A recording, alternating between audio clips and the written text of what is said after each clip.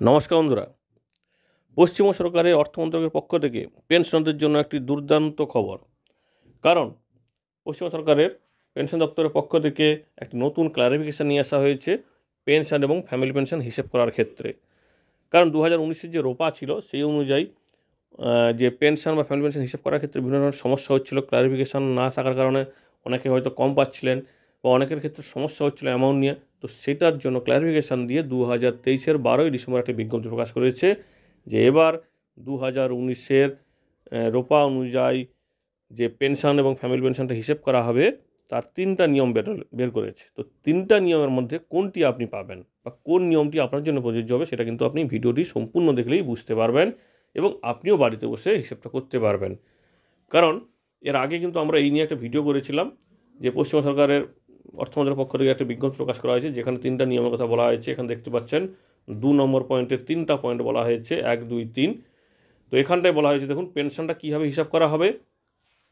ওই সময় রিটায়ারমেন্টের সময় যা পেমেন্ট ছিল বেসিক পেয়েছিল তার কিন্তু 50%-এর উপর হিসাব হবে, অর্থাৎ 50%। আর ফ্যামিলি পেনশন হলে হবে 30%। তো এই বিষয়টা কিন্তু অবশ্যই খেয়াল রাখবেন। এবারে আমরা যে একটা উদাহরণ নিয়ে বোঝার চেষ্টা করি যে বিষয়টা কিভাবে হিসেব করবেন।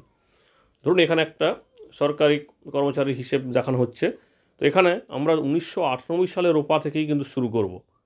কারণ ধরুন কেউ 2003 সালে রিটায়ারমেন্ট নিয়েছেন, তাহলে উনি কিন্তু তখন ছিলেন 1998 সালের রোপাতে। তো 2003-এ যখন রিটায়ার করছেন ওনার কিন্তু বেসিক পে ছিল ওই মুহূর্তে 10,750, যার স্কেল অফ পে ছিল 8,000 থেকে 13,500। তো একইভাবে উনি যখন 1998 সালের রোপা থেকে 2006 সালের রোপাতে এলেন তখন 2009-এর রোপা, তো তখন ওনার কিন্তু গ্রেড পে হয়ে গেল 5,640 এবং পে ব্যান্ড হলো 4 নম্বর। কিন্তু যখন ওনার 2019-এর রোপা এলো তখন ওনার কিন্তু গ্রেড পে হয়ে গেল 6,600 এবং ওনার পে ব্যান্ড হলো PB4A। এই বিষয়টা একটু খেয়াল রাখবেন, তাহলে কিন্তু বোঝাতে সুবিধা হবে। ওনার 2009-এর রোপা অনুযায়ী ওনার বেসিক যে পে হয়েছিল 5,640 এবং পে ব্যান্ড ছিল 4। আর 2019-এর রোপাতে ওনার গ্রেড পে হয়ে গেল 6,600 এবং পে ব্যান্ড হলো 4A, অর্থাৎ এখানে কিন্তু গ্রেডটা আপগ্রেড হয়েছে এবং ওনার কিন্তু লেভেল হয়ে গেল 17। এবারে পেনশন এবং ফ্যামিলি পেনশনটা এখানটায় কীরকম হিসেব হবে। তো আপনার যেখানটায় হবে আপনি যে লেভেলে রিটায়ারমেন্ট নিয়েছেন বা নেবেন, তো সেটা আপনি অবশ্যই খেয়াল রাখবেন রোপার যে টেবিল অনুযায়ী। তো সেখানে দেখতে পাবেন আপনি। তো এবার দেখিনি আসল টেবিলে আমরা যাই, অর্থাৎ এই যে ব্যাখ্যাটা দেখুন। এখানে বেসিক যে পেনশন ছিল 2003-এর, তখন ওনার ধরুন ছিল 5,375। এটা কিন্তু 1998 সালের রোপা অনুযায়ী। যখন বেসিক পেনশনটা 2008-এ চলে এলো, অর্থাৎ যখন 2006-এর রোপা অনুযায়ী ওনার বেসিক পেনশনটা হয়ে গেল কত 12,148। আবার একবার বলছি, 1998 সালের রোপা অনুযায়ী উনি যখন 2003 সালে রিটায়ারমেন্ট নিচ্ছেন তখন ওনার বেসিক পেনশন হচ্ছে 5,375। কিন্তু 2006-এর রোপা অনুযায়ী ওনার 2006-এ যেটা গঠন হয়েছিল 2009 যেটা পাওয়া গেছিলো সেটা হচ্ছে 12,148।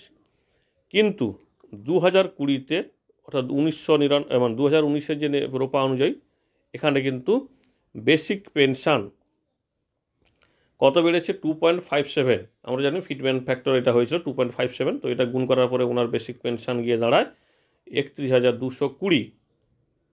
তো এইখানে এটা কত নম্বর পয়েন্টে হলো, আমরা যে একটু আগে যে নোটিফিকেশন দেখালাম তার 1 নম্বর পয়েন্ট। অর্থাৎ এখানে দেখুন দেয়াই আছে পেনশন ইন টার্মস অফ প্যারা 4.1 of memo number 535 pension dated 1/10/2019।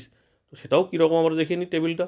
তো সেটাও দেখলে আমরা বুঝতে পারবো। দেখুন এখানটায় একটা টেবিল দেওয়া হয়েছে, যেই টেবিলে কিন্তু ওনার এক্সিস্টিং পেনশন বেসিক পেনশন দেওয়া হয়েছে, তারপরে ওটাকে 2.57 দিয়ে গুণ করা হয়েছে এবং সেটাকে রাউন্ড অফ করা হয়েছে। তো 8,500 এখানে একটা হিসেব দেখানো হয়েছে। তো সাজাবে ওনার কিন্তু 2020-র 1 জানুয়ারি অনুযায়ী বেসিক পেনশন হয়ে দাঁড়াচ্ছে 2.57 গুণ করে 31,220। একইভাবে ওই ব্যক্তির 2020-র 1 জানুয়ারির যে রোপা, যেটা 2019-এর রোপা, সেই অনুযায়ী ওনার যে PB4 ছিল আগে কিন্তু ওনার PB4 ছিল। তো PB4 মানে ওনার তখন কিন্তু বেসিক যেটা মানে গ্রেড পে 5,640, 5,640।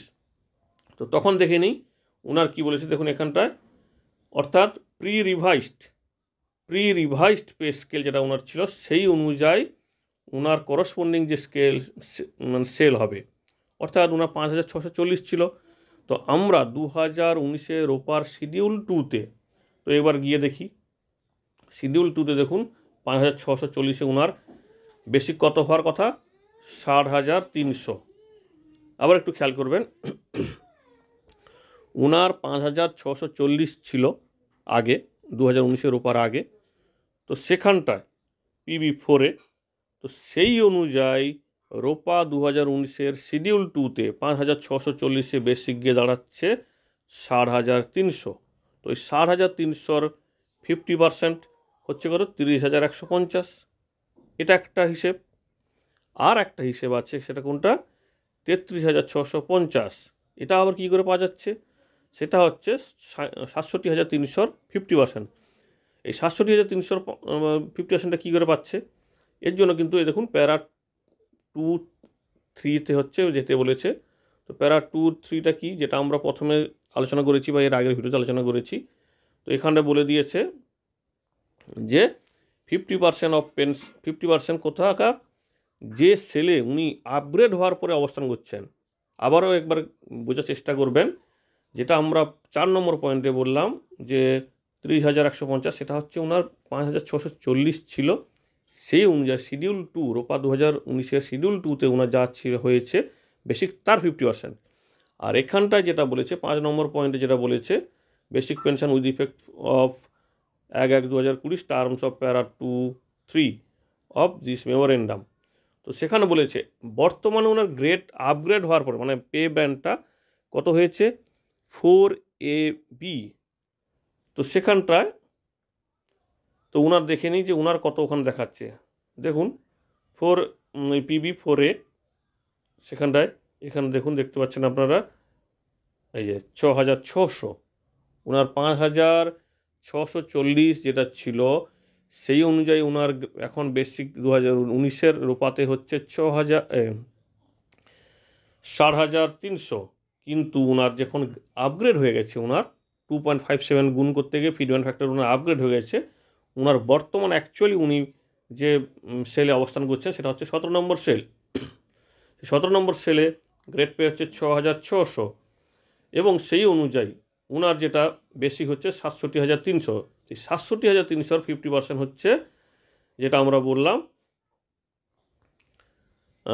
যে 33,650, অর্থাৎ তিনটার যে ম্যাক্সিমাম যেটা হচ্ছে, অর্থাৎ প্রথমে 3 নম্বরে দেখুন, 3 নম্বরে হচ্ছে 31,220, 4 নম্বরে হচ্ছে 30,150, আর 5 নম্বরে হচ্ছে 33,650। এই যে ম্যাক্সিমাম যেটা হবে 33,650, সেটাই কিন্তু ওনার পেনশন হবে। কারো ক্ষেত্রে দেখা যাচ্ছে 4 নম্বরে, অর্থাৎ ওনার পুরনো পে ব্যান্ডের উপর ভরসা করে যে বেসিকটা হচ্ছে সেটাই কিন্তু অনেকের বেশি হয়ে যাচ্ছে। তো সুতরাং তখন তার সেটাই বেশি হবে, সেটাই তার পেনশন হবে।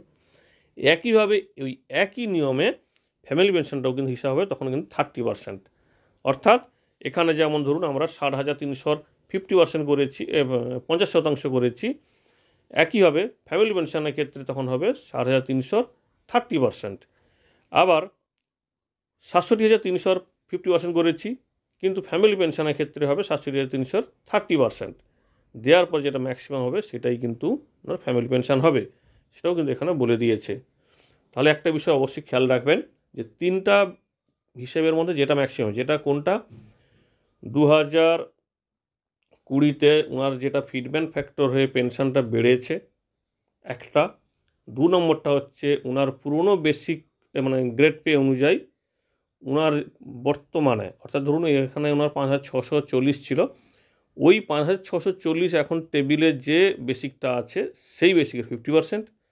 আর 3 নম্বর হচ্ছে অ্যাকচুয়ালি ওনার যেহেতু সিনিয়রিটি থাকছে, তো সেক্ষেত্রে ওনার যে আপগ্রেড হয়ে গেছে 4MBA, সেক্ষেত্রে ওনার সেখানে যেটা প্রথম সেলে যে বেসিক তার 50% যেটা হবে ম্যাক্সিমাম, সেটাই কিন্তু নেওয়া হবে। আশা করি বিষয়টি আপনাদের বোঝাতে পেরেছি। একটু অনেকগুলো জিও তো ব্যাপার, কারণ 1998, 2009 এবং 2019। সুতরাং আশা করব আপনারা একটু ধৈর্য ধরে শুনবেন, যদি না বুঝতেন আবার একবার দেখুন, আশা করব ক্লিয়ার হয়ে যায় বিষয়টা। ধন্যবাদ।